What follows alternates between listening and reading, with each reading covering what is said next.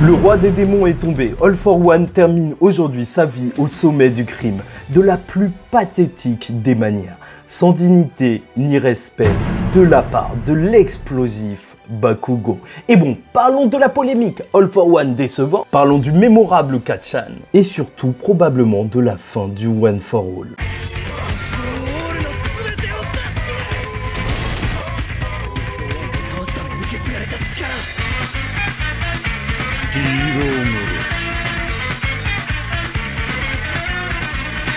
Mesdames et messieurs, ici Chage et on se retrouve aujourd'hui pour la review du chapitre 410 de My Hero Academia. Au revoir All for One.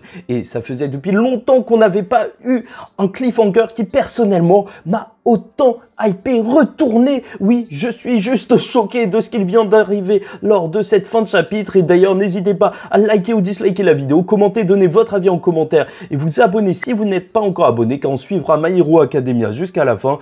Et purée, cette fin approche bien trop. Et donc, commençons par notre premier sujet. Bébé All for One vs Bakugo. Une fin pathétique et un All for One qui est peut-être un mauvais vilain? Grosse question polémique dans la commune. Puisque dès le début du chapitre, tu es dans l'incompréhension. On a le point de vue d'All for One et donc on voit juste une fumée, on voit juste qu'il est au sol. Tu sens ce suspense, voilà, et il doit juste atteindre Shigaraki. Il le sent, il y est presque. Et alors qu'il dit ne pas avoir encore utilisé sa carte secrète, et ça c'est assez intéressant, on y reviendra peut-être, donc il se dit qu'il peut y arriver à prendre le One for All. Il a besoin de Yoichi dans la fin, il pense à son frère, et veut détruire le futur des gens, laisser un véritable impact.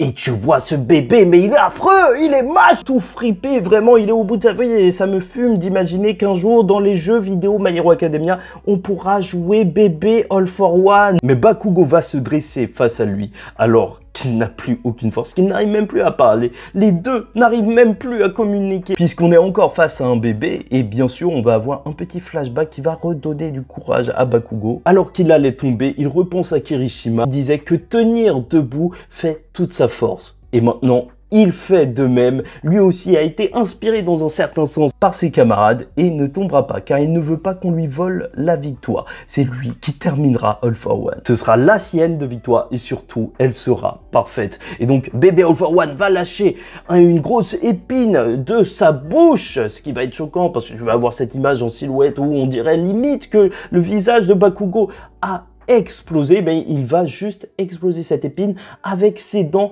en utilisant une explosion, avec juste un grand sourire en disant que c'est terminé. Et cette page est juste légendaire. Voir le personnage d'All for One comme ça, t'as l'impression qu'on vient de le réveiller, qu'il a trop faim, que c'est un bébé qui en a marre et il est comme ça. Non, non, non, non, je déteste ça, je déteste ça, je déteste ça. Il ressent véritablement des émotions alors qu'il sent les haltères partir et que peut-être les haltères d'ailleurs, ils pourraient revenir à leurs utilisateurs. Non, on nous dira que c'est trop de fanservice pour ça, littéralement au Rikoshi. Il le dit avec le personnage d'Ox et c'est la fin de ses haltères. Et bon, dans un certain sens, je trouve ça normal pour le personnage d'Ox, étant donné qu'il a tué un vilain et donc il est condamné par l'histoire à réellement perdre son haltère. Mais dans tous les cas, il a réussi à participer grandement à cette victoire. Et alors que ce All for One est en train de dépérir, il va se transformer en fœtus, puis en embryon, puis en cellule ou je sais pas quoi, et juste disparaître devant Bakugo.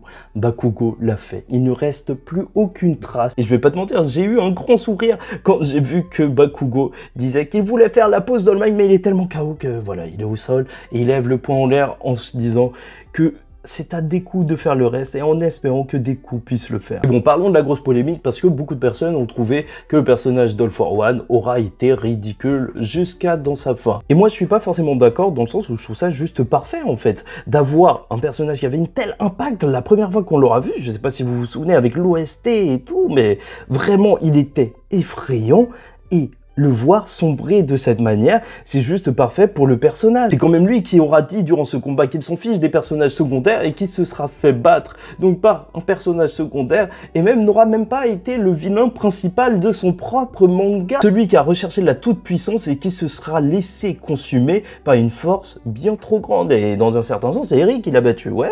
Et la fin d'All for One avec le Bakugo qui lui a dit c'est l'heure d'aller faire dodo, c'est juste excellent. L'humiliation est réelle et c'est juste parfait parfait pour le personnage qui rêvait peut-être un peu trop de grandeur, d'être ramené à un statut de juste gros bébé bégalo. Bref, donc parlons-en de Shigaraki et la destruction. Puisqu'on va avoir un mini passage de flashback qui va nous servir à remettre en place les enjeux du combat face à Shigaraki, où on voit Best Jeanist avec d'autres héros qui sont en train de parler de la menace Shigaraki et pourquoi il est réellement dangereux. Donc, et le but sera donc de faire un combat hors sol, ce qu'on avait déjà vu. Donc c'est pour ça que ce flashback aussi, dans un certain sens, je me dis, est-ce qu'il était forcément nécessaire à ce moment précis ou est-ce qu'il aurait pu être raccourci? Mais c'est vrai que juste entendre dire de la part de Best Jeanist qu'il préfère affronter All for One que Shigaraki, parce que All for One veut régner sur le monde et donc le laissera en tant que tel, alors que Shigaraki, en plus avec le pouvoir qu'il a actuellement, veut juste détruire le monde et ce qui fait de lui quelqu'un de beaucoup plus dangereux dans un sens. Bah oui, ça te rappelle que le vrai ennemi, c'est réellement Shigaraki. Il pourrait faire juste énormément de victimes, alors qu'on a un retour au présent où tu vois des personnes qui ont perdu leur maison et qui sont tristes, qui n'ont peut-être plus d'endroit où retourner. Et c'est aussi ça l'enjeu du combat, comme l'auront dit les héros. Donc préserver la vie, mais pas juste la vie des concitoyens, mais aussi leur vie future en fait.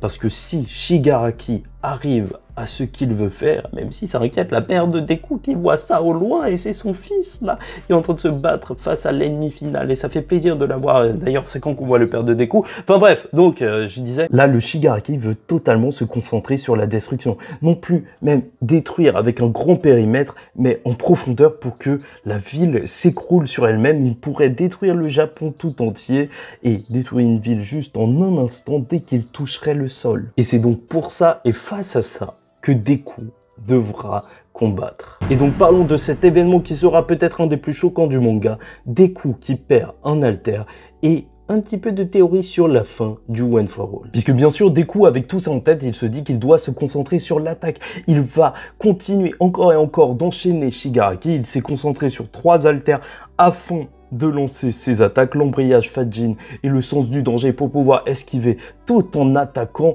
sans relâche. Bon, petit message de Shigaraki, alors qu'il est heureux de la mort de son maître, il se dit qu'il a eu ce qu'il devait, donc en laissant Bakugo en vie, et qu'au final, il le remercie de l'avoir rendu plus fort, car ça lui permet de faire ça très exactement, assez fort pour atteindre la vitesse de Deku et on le verra quasiment toucher le visage de Deku, et même si Deku s'extirpera et détruira les doigts de Shigaraki en même temps, franchement là le Deku aussi, on se rend pas compte à quel point sa puissance est monstrueuse. Il peut esquiver et couper une main en même temps. Et bien bon, il va se soigner Shigaraki. Ce qui va être choquant, c'est donc que Deku ressentira, et Shigaraki l'a fait, voler un alter du One for All, voler le sens du danger. Peut-être son alter ou un des plus importants face à Shigaraki.